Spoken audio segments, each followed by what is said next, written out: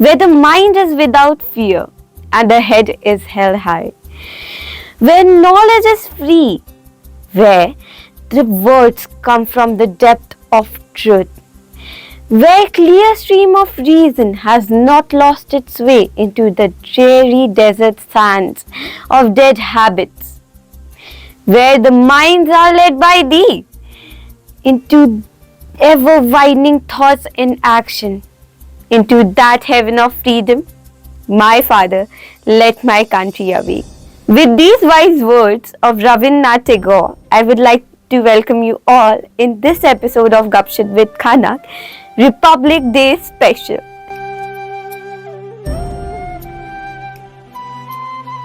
आज का एपिसोड बाकी एपिसोड से हटकर है। आज गणतंत्र दिवस जो है, इसी के साथ मैं आप सभी को गणतंत्र दिवस की बहुत बहुत बधाइयाँ देना चाहूंगी।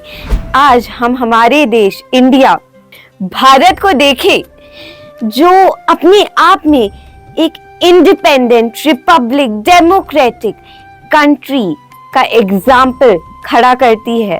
तो हम सोच नहीं सकते कि यह सफर कितना लंबा होगा। आज का जो भारत है वो ऐसा भारत है जहां पर स्टैचू ऑफ यूनिटी, अयोध्या का मंदिर और ऐसे कई निर्माण और डेवलपमेंट हैं, जिसे देख के आज कोई नहीं कह सकता कि यह वही भारत है जिसे उस समय ब्रिटिश से फ्रीडम मिली थी। आज का भारत एक बहुत पावरफुल कंट्री है, बल्कि आज का भारत तो इतना पावरफुल है कि लोगों को लगता है कि जल्द ही हमारा भारत थर्ड लार्जेस्ट इकोनॉमी बनने के रास्ते पे है, और ये हम सब भारतीयों के लिए एक बहुत प्राउड मोमेंट है।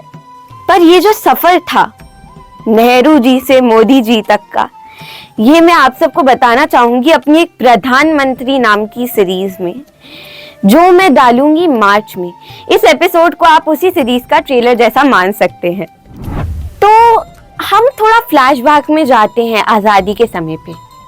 आज़ादी का समय, 15 अगस्त का दिन, कोई नहीं भूल पाएगा उन बलिदानियों को और उन शहीदों को। पर क्या 15 अगस्त को भारत असलियत में आज़ाद हुआ था? मैं मानती हूँ कि हमें इंडिपेंडेंस ब्रिटिश राज से 15 अगस्त 1947 में मिली थी, पर क्या हम असली में उस समय आज़ाद भारत बन गए थे? क्योंकि मेरे देखने का नजरिया तो ये है कि उस समय हम सिर्फ कागज पे आज़ाद हुए थे। 26 जनवरी का सिग्निफिकेंस है, वो मैं आज आपको बताना चाहूंगी। तो 15 अगस्त को भारत आज़ाद हुआ तो था, पर सिर्फ कागज पर, क्योंकि हमारे पास एक प्रॉपर कॉन्स्टिट्यूशन नहीं थी। अभी भी हम उन्हीं रूल्स और एक्ट के हिसाब से चल रहे थे जो ब्रिटिश राज में बने हुए थे। We were following the Indian Act of 1937, which was formed under the British Raj. That means हम acts, rights, laws, basically constitutionally independent अभी नहीं हुए थे। पर मेरे हिसाब से हम प्योरली इंडिपेंडेंट बने जब आया दिन 26 जनवरी 1950 का। इंडिया की कॉन्स्टिट्यूशन उस दिन अडॉप्ट हुई गई थी और हम फाइनली बने एक रिपब्लिक, डेमोक्रेटिक और पावरफुल कंट्री। और उस दिन फिर एक बार हमारा झंडा लहराया गया। आखिर में मैं बस यही कहना चाहूंगी, दे सलामी इस तिरंगे को जिससे तेरी शान है, दे सलामी इस तिरंगे को जिससे तेरी शान है, सर ऊंचा रखना जिसका जब तक तुझमें जान है, जब तक तुझमें जान है। इन्हीं पंक्तियों के साथ मैं मिलती हूँ आपसे अगले हफ्ते। तब तक के लिए मुस्कुराते रहें। जय हिंद।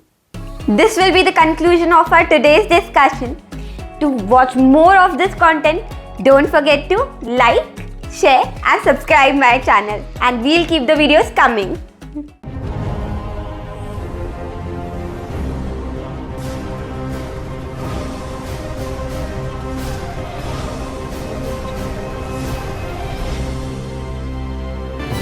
A KH production.